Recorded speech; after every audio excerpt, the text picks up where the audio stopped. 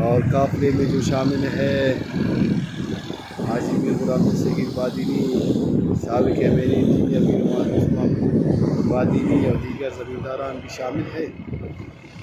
और ये जो काफिला नोशकी से रवाना हुआ था अभी लकपास के मकाम पर, इस काफिले का जो मंजिल है वही यूपी स्टेडियम।